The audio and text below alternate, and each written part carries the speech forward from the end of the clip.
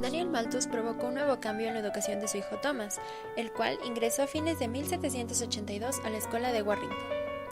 Ahí, Thomas completó su formación bajo la influencia del director Gilbert Wakefield, un político liberal.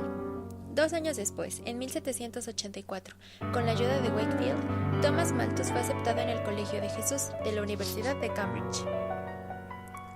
Al llegar a su dormitorio, en la universidad, la cama que le había tocado era por lo menos 30 centímetros más corta de lo que su físico requería.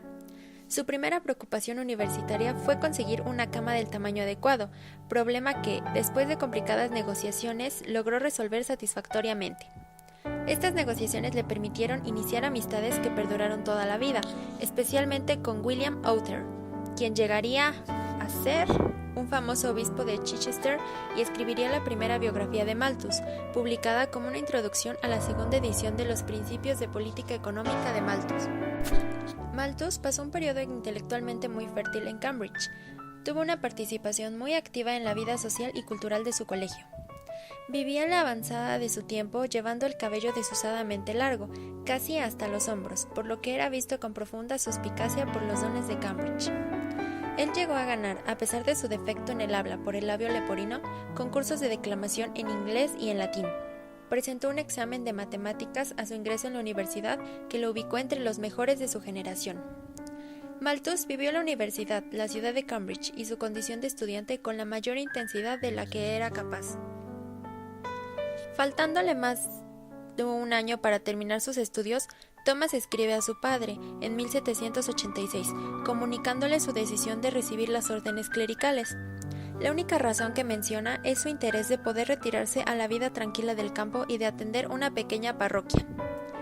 La noticia no debe de haber sido del todo sorprendente para su padre.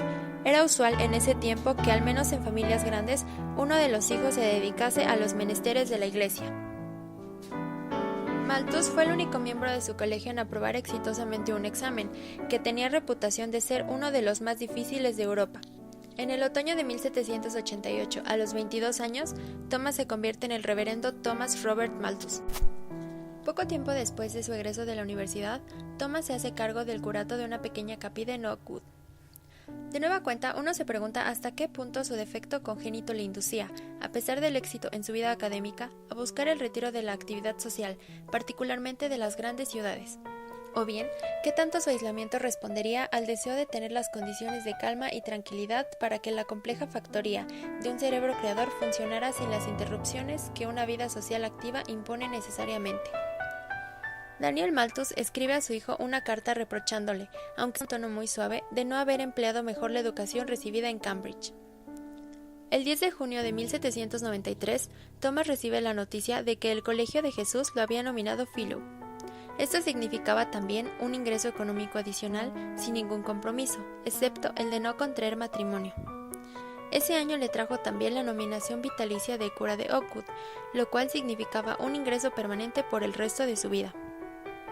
El año de 1793 fue un año de buenas noticias para Thomas y coincidió con el acontecimiento que culminaba el movimiento social más importante del siglo XVIII en Europa, la decapitación de Luis XVI y la Revolución Francesa. La situación política y económica del país estaba considerablemente deteriorada, por lo que había numerosos críticos del gabinete conservador, Tory, de William Pitt, que estaban en el poder. Malthus se unió a la oposición, escribiendo en 1796 un documento contra el gobierno de Pitt, que nunca publicó pero hizo circular entre sus amigos y su padre.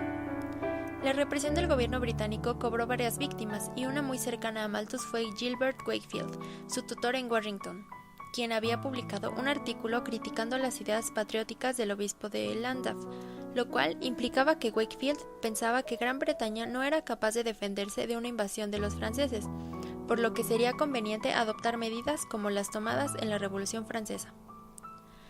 Malthus, para estos momentos, ya había concebido su pensamiento económico-social. Este fue influido por varios elementos. Uno de ellos era la cruda realidad de una sociedad inglesa inmersa en el avasallador proceso de la Revolución Industrial, el cual generaba una atroz secuela de miserias humanas resultante de la explotación que el nuevo sistema industrial ejercía sobre la fuerza de trabajo, particularmente de mujeres y niños. Thomas se había desencantado de las propuestas teóricas humanistas de escritores tan admirados por su padre como Hume y Rousseau, a las que consideraba utópicas e inalcanzables a la luz de la cruda realidad social que existía tanto en su país como en otros de Europa, incluida la Francia posrevolucionaria.